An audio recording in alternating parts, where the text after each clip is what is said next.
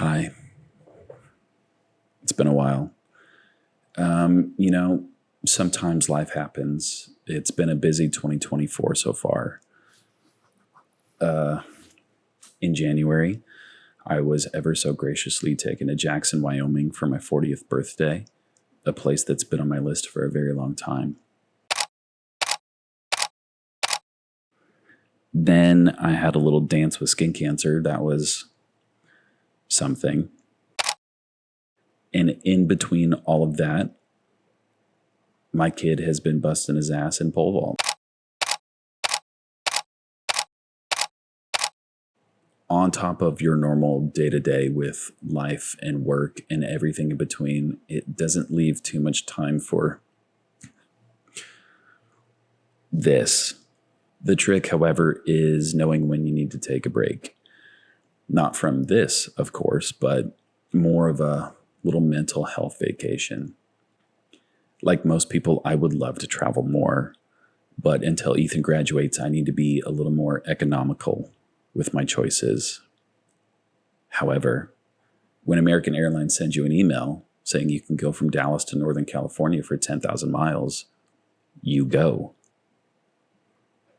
Let's go to Northern California.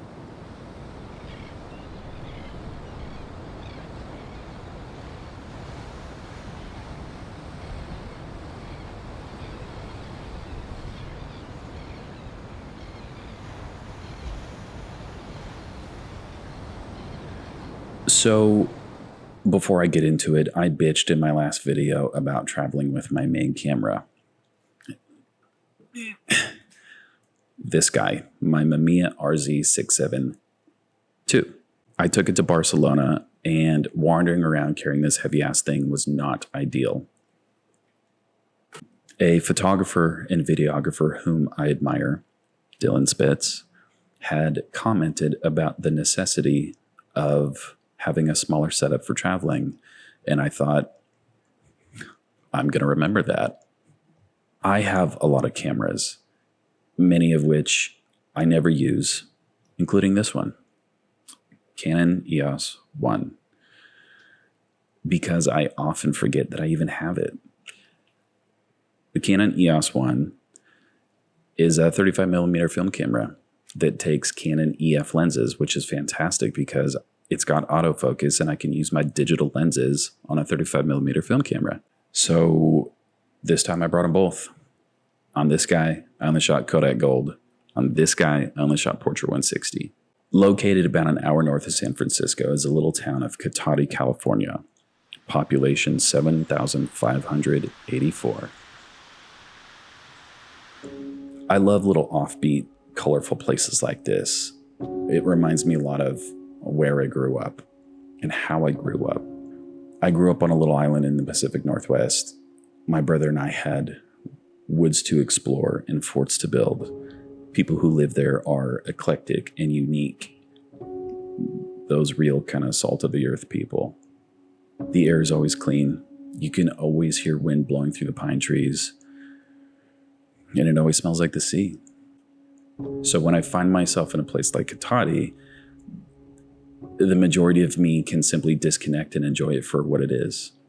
A cool little town. But there's a little part of me that I catch myself thinking about, a part of my life that's long gone. I can get very easily caught up in my own reflections on how life used to be and how it's not that anymore. It's like driving past a house you grew up in.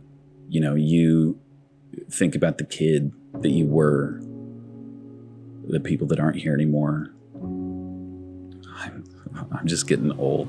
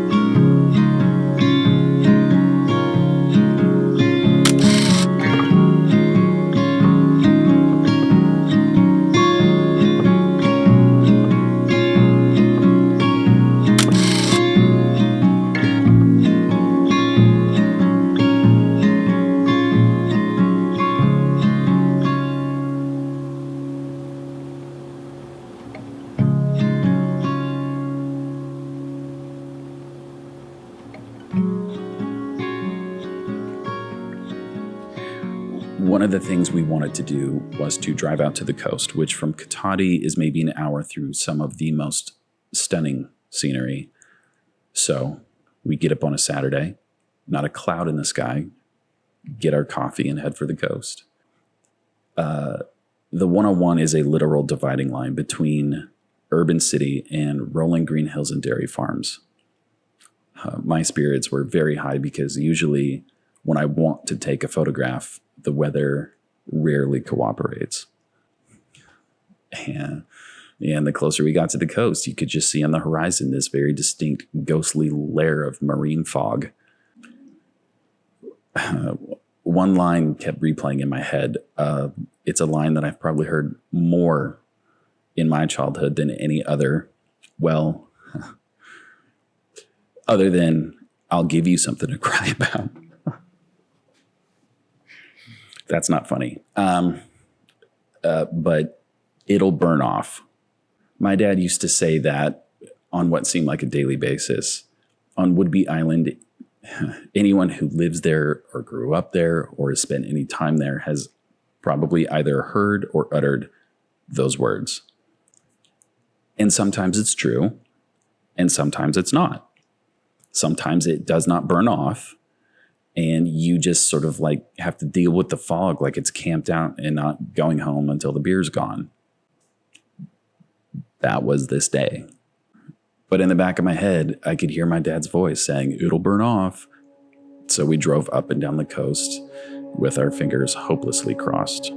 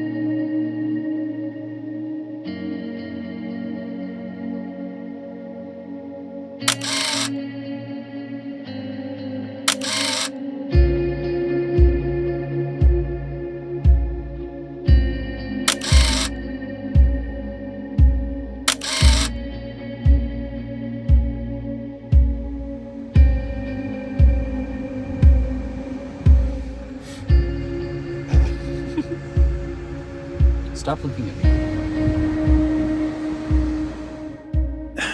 You know, when I said earlier that I can often get caught up in my own reflections upon my life, I'm catching myself doing it as I'm putting this together. It's like one of those periods in your life in which you think life might be coming at you a little too fast. I turned 40 in January.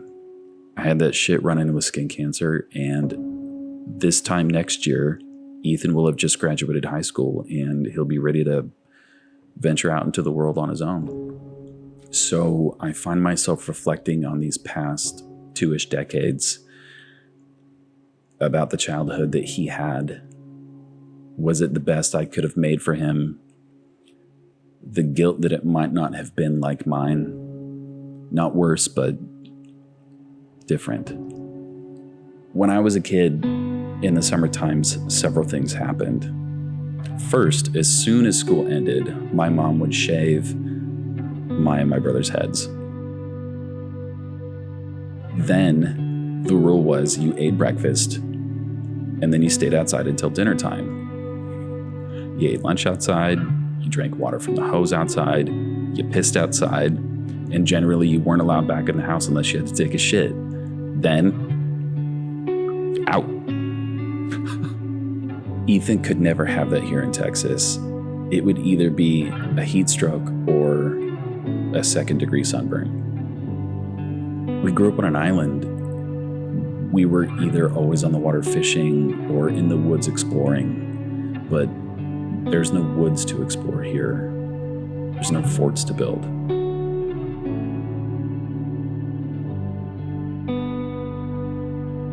It's just oppressive heat, snakes, and bug bites.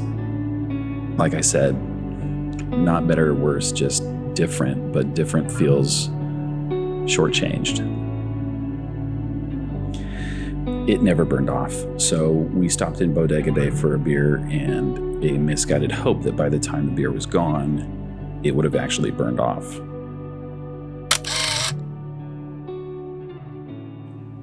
To get back to Katati, there are several roads that'll take you there, but every time we passed a sign for a different beach, fresh with the constant disappointment that we've been experiencing all day, you see a sign for a new beach and you go.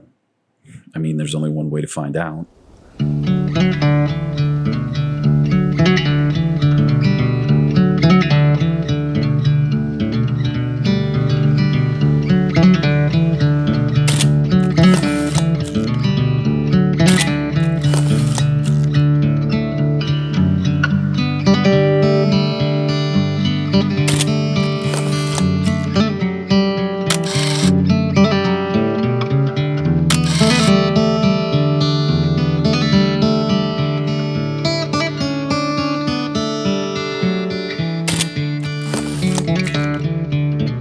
There was this gorgeous tunnel of old gnarled, I think they're cypress trees. They're probably not. But it was behind this blind bend in the road, and not wanting to get tagged by a car, I darted out there, took 2 pictures, and bolted.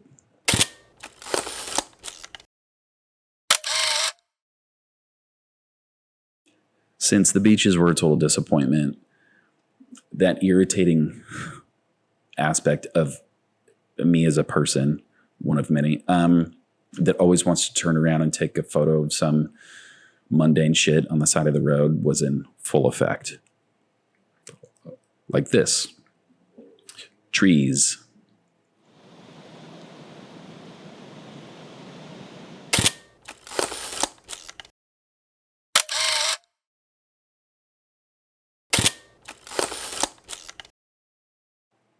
Every time I come to Northern California, Napa is my pilgrimage. So if I'm fortunate enough to go once, things are good. If I can go twice, miracle.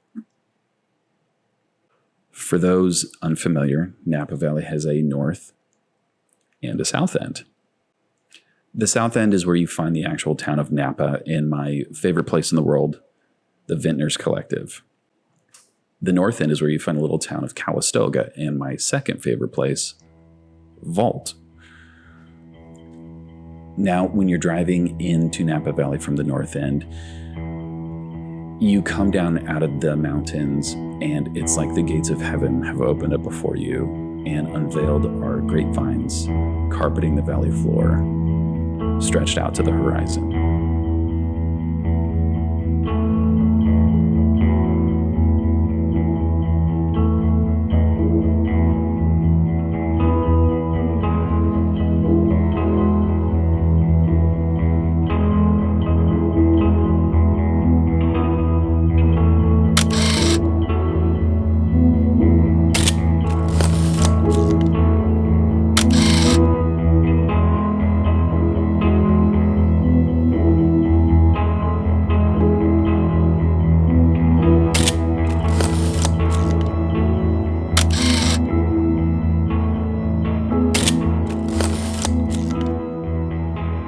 The unfortunate thing was our timing, because it was Mother's Day.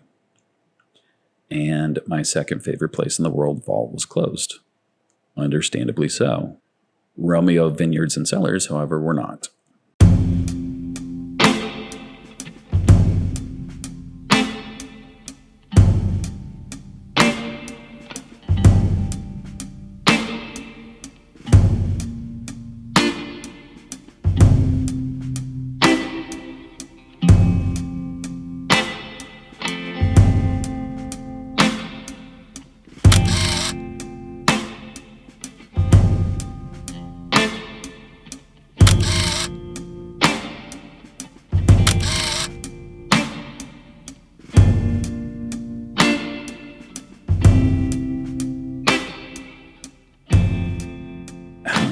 Okay, so I can't stand, I fucking hate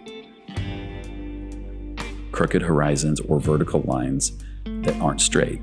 The downside to scanning full frame is you kind of have to live with it, especially when it's the byproduct of too much wine. And yeah, I know I could just crop it, but I kind of like it.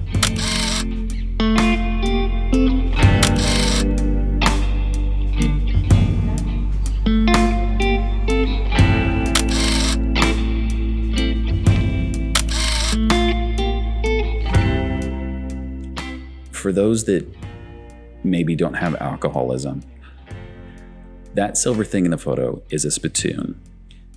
It's what you spit your wine into as you taste. But I don't know what kind of sycophant spits out their wine. I'm not going to make that joke.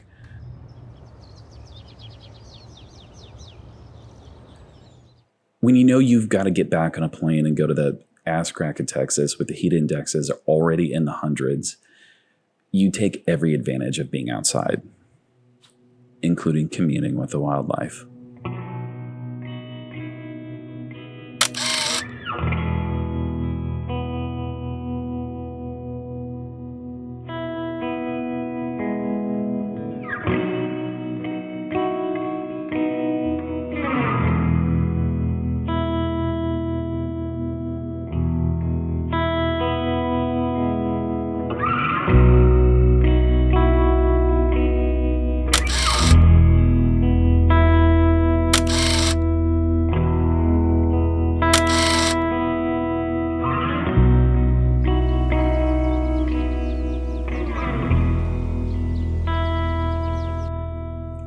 Other than being called home to Napa, there's one spot that's always at the top of my list when I visit.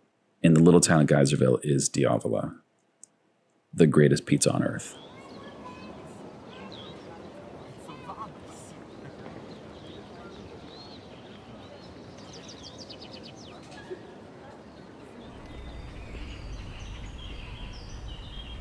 No, it's not that one place in Jersey or some bodega bullshit New York slice, and absolutely not that deep dish Detroit garbage Diavola. I mean, they've got a Michelin star. Napa and Sonoma are kind of the Disneyland for alcoholics. You really want to go and you have a blast when you're there, but it's always crowded. The lines are too long, and I fucking hate waiting. So if you take a little drive, you discover smaller appellations like this, Dry Creek Valley.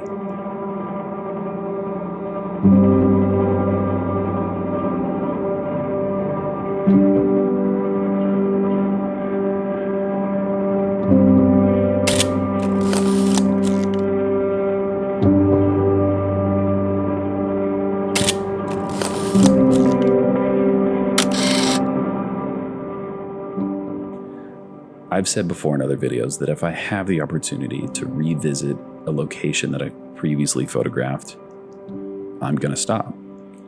I like seeing how my vision or perspective on that one singular thing has changed or evolved over time, even if it's just something as minor as the time of day I'm shooting or where I chose to stand in the dirt. The last time I was here was long after harvest. Now they just kind of all look the same. I've been a few places in which, in the moment, it's very easy to tell yourself, this is where I belong. Alaska, Iceland, the San Juan Islands, and here.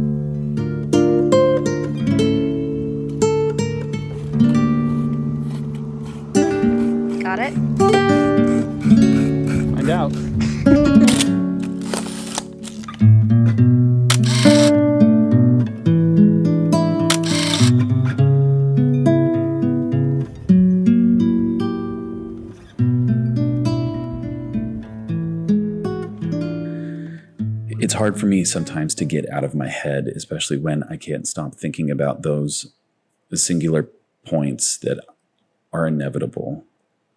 They're coming. You can't stop them. And it has consequences. That hyper focus on the inevitable that brings back memories of what I no longer have or will no longer have. And those thoughts kind of go off like flashbulbs in my mind, blinding me from simply enjoying the right now, whatever the right now happens to be. I'm trying. It's just a reminder to myself that everything in life is temporary.